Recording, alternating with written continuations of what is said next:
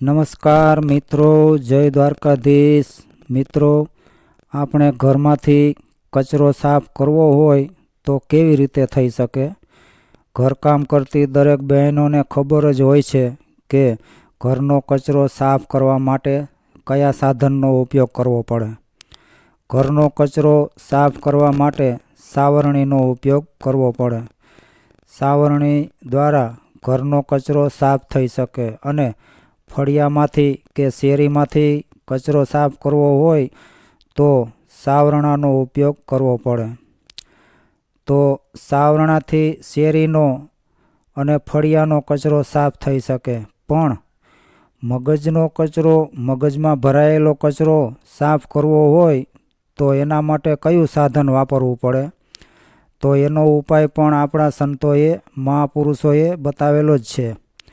તો એનો ઉપાય છે કે સારા વિચારો, સકારાત્મક વિચારો. આપણે જો સારા વિચારો કરશું, સકારાત્મક વિચારો કરશું તો મગજ અને મનની ગંદકી આપોઆપ સાફ થઈ જશે.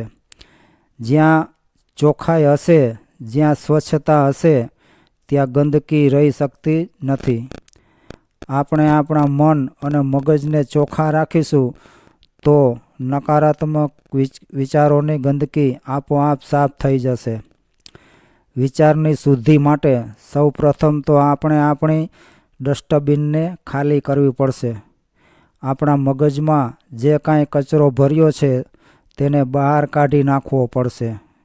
બીજા પ્રત્યે દ્વેષ હોય, વિરોધી ભાવના હોય, કડવાશ હોય, એ બધી ગ્રંથિઓને બહાર કાઢી નાખવી પડશે. તો જ આપણે સત્સંગ દ્વારા, મહાપુરુષોની વાણી દ્વારા સારા વિચારો ગ્રહણ કરી શકશું.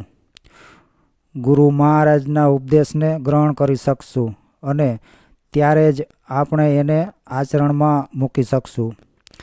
એક ગંદા પ્યાલામાં અમૃત નાખવાથી તે અમૃત પણ ગંદુ થઈ જાય છે. એટલે તમારી અંદરના નકારાત્મક વિચારોને ઘરની બહારની ડસ્ટબિનમાં ખાલી કરીને પછી જ ઘરમાં પ્રવેશ કરો. બહારના કામ પતાવીને જ્યારે પણ ઘરે પાછા ફરો ત્યારે સીધા ઘરમાં પ્રવેશવાને બદલે આખા દિવસની નિરાશા, ગુસ્સો, ટેન્શન, ચિંતા જેવી નકારાત્મક લાગણીઓને બહાર જ મૂકી દેજો, જેથી તમારું મગજ ઠેકાણે આવી જાય. તમે આમ કરશો તે પછી જ તમને આ 3 મંત્રો ઉપયોગી બનશે. નહીં તો કવિ અખો કહે છે તેમ, કીધું કાંઈ ને કર્યું કાંઈ, આંખનું કાજલ ગાલે ઘસ્યું. મંત્ર પહેલો, મગજને ઠંડુ રાખો. તમારા વિચારોને સકારાત્મક અને સર્જનાત્મક બનાવો. એના માટે સૌથી પહેલાં તો તમારા મિજાજને, તમારા મગજને ઠંડુ રાખવું પડશે. લોકો ધર્મ આરાધના તો બહુ કરતા હોય છે, પરંતુ એક દિવસ પણ મગજને ઠંડુ નથી રાખી શકતા. મગજ જો ગરમ હોય તો મંદિર કે ગુરુદ્વારે જવાનો કોઈ અર્થ ખરો? સાચો ધર્મ તો મગજને ઠંડુ રાખવું, શાંત રાખવું એ છે. લોકો પોતાના ઘરોમાં એસી જરૂર રાખતા હોય છે, પરંતુ મગજને હીટર બનાવીને રાખે છે. એને ઠંડુ રાખવા માટે કેવું એસી લગાવશો?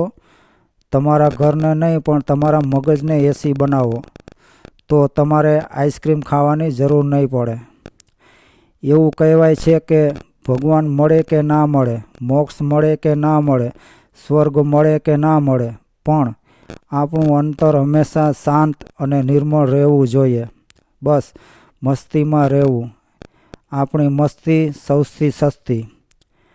હેલ્થ સિક્રેટ વિશે કોઈએ કહ્યું હતું કે પગ રાખો ગરમ, પેટ રાખો નરમ અને માથું રાખો ઠંડુ. તેમ છતાં જો ઘરમાં આવે ડૉક્ટર તો મારો એને પાટું. આ ગુણ જેનામાં છે તેને બીમારી કઈ રીતે આવી શકે? માથું પણ ઠંડુ હોય પછી અન્ય માનસિક દૂષણો પણ ક્યાંથી આવે? એક દિવસ સંત તુકારામની પત્નીએ તેમને કહ્યું કે મને બહુ ભૂખ લાગી છે, એટલે તમે વાડીએ જઈને થોડી શેરડી લઈ આવો. તુકારામ તો વાડીએ જવા માટે ઘરેથી નીકળી ગયા. વાડી નજીકમાં જ હતી, તેમ છતાં તેમને આવતા આવતા સવારની સાંજ પડી ગઈ. પત્ની તો બહુ જ અકળાઈ ગઈ. સવારની સાંજ થઈ ગઈ છતાં હજુ સુધી આવ્યા નહીં. એ તો દંડો લઈને દરવાજા પાસે ઊભી રહી. તુકારામ આવે એટલે દંડો મારવા માટે. સાંજે લગભગ 6 વાગે તુકારામ ધીરે ધીરે આવી રહ્યા હતા. થોડા બાળકો તેમની પાછળ ચાલી રહ્યા હતા અને શેરડી ચૂસી રહ્યા હતા. તુકારામ ઘરે આવ્યા તો પત્નીએ જોયું કે તેઓ તો માત્ર એક જ સાંઠો લાવ્યા છે. તેને એટલો ગુસ્સો આવ્યો કે તે ગમે તેમ બોલવા લાગી. તુકારામે કહ્યું, તું ખરાબ કેમ લગાડે છે? હું વાડીએથી તો આખી ગાંસડી ભરીને શેરડી લાવ્યો હતો, પરંતુ રસ્તામાં ગામના બાળકોએ મને ઘેરી લીધો અને શેરડી માગવા લાગ્યા. બાળકો તો ભગવાનનું રૂપ કહેવાય, તેમને કેવી રીતે હું ના પાડું? એટલે મેં બધા છોકરાઓને શેરડીનો એક એક સાંઠો આપી દીધો. છેલ્લો એક સાંઠો વધ્યો હતો, તે લઈને હું ઘરે આવ્યો છું. પત્નીએ ગુસ્સામાં ને ગુસ્સામાં તે શેરડીનો સાંઠો લઈને સંત તુકારામની પીઠ ઉપર એવો તો જોરથી માર્યો કે શેરડીના સાંઠાના 2 ટુકડા થઈ ગયા. તુકારામે કહ્યું, ચાલો, બહુ સારું થયું કે સાંઠાના 2 ટુકડા થઈ ગયા. લે, એક ટુકડો તારો અને એક મારો. વિપરીત વાતાવરણમાં પણ પોતાના મગજને ઠંડો રાખવો, પોતાની અંદર ધીરજ અને શાંતિને જાળવી રાખવા, તેનું નામ છે સકારાત્મક વિચાર. સકારાત્મક રાખવા માટે સૌથી પહેલું જરૂરી છે મગજને ઠંડો રાખવો. મંત્ર બીજો, બીજાના ગુણ જુઓ. બીજાને સકારાત્મક બનાવી રાખવા માટે હંમેશા બીજાના ગુણ જુઓ. કોઈના પણ અવગુણ જોવાને બદલે તેની ખાસિયતો જુઓ, તેના સદગુણો જુઓ. દુનિયામાં દરેક વ્યક્તિમાં કોઈને કોઈ ખામી હોય જ છે. જો આપણે માત્ર ખામીઓ જ શોધ્યા કરશું તો કોઈ પણ વ્યક્તિનો આપણે સદુપયોગ નહીં કરી શકીએ. ઘરની વહુમાં 2 ખામી હોય તો સાસુમાં પણ જરૂર ખામી હોય. કોઈની ખામી પર ધ્યાન આપવું તે હલકાપણું કહેવાય. ઘણા લોકો આટલા બધા પૈસાદાર કેમ બની જાય છે? કારણ કે તેઓ ખામીઓ જોવાનું કામ ઓછું કરે છે અને બીજાની વિશેષતાઓ પર વધુ ધ્યાન આપે છે. એટલે જે લોકો પ્રગતિ કરે છે, હંમેશા બીજાની ખામીઓને નહીં પણ તેની ખૂબીઓને જુઓ. સારા લોકોની સાથે ઉઠો બેસો. એવા લોકોને પાસે રાખો કે જે તમને હિંમત આપે, વિજયનો માર્ગ બતાવે. એવા લોકોને તમારા મિત્ર બનાવો કે જે તમને પ્રેરણા આપે. સારા લોકોની સોબતમાં રહો. કોઈની ખામી ન જુઓ, કોઈના અવગુણ સામે ન જુઓ. માણસ બીજાના 2 અવગુણોને શોધવાના ચક્કરમાં બીજા અનેક સદગુણો ગુમાવી દેતો હોય છે. કોઈએ તમને 2 કડવા વચન કહી દીધા એટલે તે માણસ ખરાબ થઈ ગયો? એવું ના વિચારો કે આજે મારી જેઠાણીએ બધાની વચ્ચે મને ટોકી દીધી. તેના બદલે એવું વિચારો કે મારે જેઠાણી તો બહુ સારી છે. એને મારી ડિલિવરી વખતે મારા પહેલા બાળકને કેટલું બધું સાચવ્યું હતું. મંત્ર ત્રીજો, સારા વિચારોના બીજને રોપો. આપણું મગજ એક ફળદ્રુપ જમીન જેવું છે. સારા બીજ નાખશો તો સારો પાક આવશે, ખરાબ બીજ નાખશો તો ખરાબ પાક આવશે. આપણી અંદર પહેલેથી જ ખરાબી તો રહેલી જ હોય છે. ખરાબ બીજ તો પહેલેથી જ હોય છે. એટલે તો આપણે ગરીબોને કંઈ આપતા નથી, ઉલટાના અપશબ્દો બોલતા હોઈએ છીએ. માત્ર 1 બોટલ દારૂ પેટમાં જાય તો થોડી જ વારમાં ખબર પડી જતી હોય છે કે અંદર કેટલી ખરાબી પડી છે. જે અપશબ્દો બહાર આવતા હોય છે તે દરેક વ્યક્તિની અંદર પહેલેથી જ મોજૂદ હોય છે.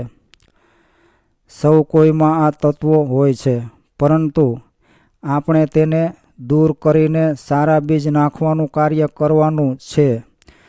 અત્યારે આ વાતોની કિંમત તમને નહીં સમજાય, પરંતુ ભવિષ્યમાં જ્યારે પણ તમારા જીવનમાં નિષ્ફળતા અને નિરાશા આવશે, ત્યારે આ વાતો તમારા માટે ઓક્સિજનનું કામ કરશે.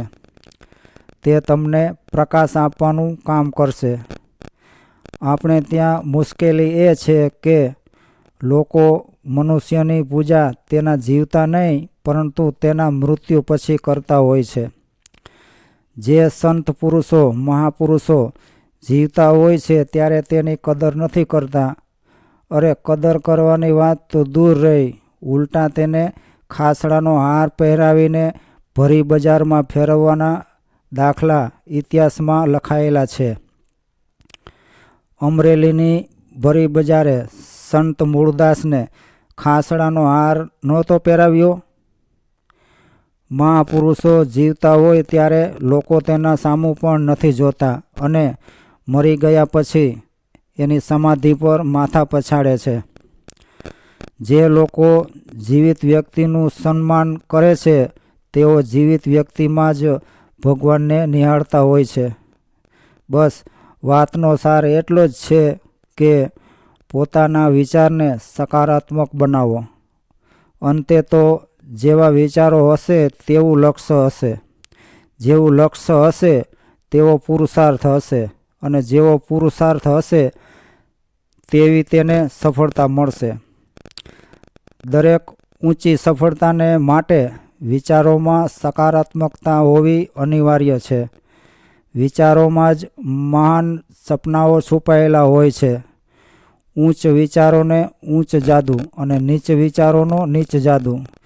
મારી પાસે જો કોઈ દેવદૂત આવે અને મને એક જાદુની છડી આપીને કહે કે તમે સૌથી પહેલાં આનું શું કરશો, તો મારો જવાબ એ હશે કે માનવજાતની ભલાઈ. કારણ કે વિચારો સારા તો દુનિયા સારી. જેવી આપણી દ્રષ્ટિ હોય એવી આપણને સૃષ્ટિ દેખાય. સકારાત્મક વિચારો તમારા જીવનમાં નૂતન પ્રભાત લાવશે. વિચારો જીવન સાથે જોડાયેલા હોય કે પછી પરિવાર કે પછી સમાજ કે વેપાર ધંધા સાથે, વિચારને હંમેશા સુંદર, પ્રેમપૂર્ણ અને મધુર રાખો. સારા વિચારો સારા જીવનનો પાયો છે. તમારા તૂટેલા સંબંધોને ફરી જોડી શકે છે. તમારા મનમાં ઘર કરી ગયેલી વિભાવનાઓને દૂર કરીને તમારી અંદર આત્મવિશ્વાસ ભરે છે. બસ શરત એટલી કે તે માટે સકારાત્મક રહો. સકારાત્મકતાથી ભરેલા તમારા 2 ડગલા તમારા જીવનમાં નૂતન પ્રભાત લાવી શકે છે. તો મિત્રો, મને આશા છે કે આ બૌદ્ધ કથા તમને જરૂર ગમી હશે. જો ગમી હોય તો વિડીયોને લાઈક કરો, શેર કરો, ચેનલને સબસ્ક્રાઈબ કરો અને તમારા ભાઈને સપોર્ટ કરો. જય દ્વારકાધીશ.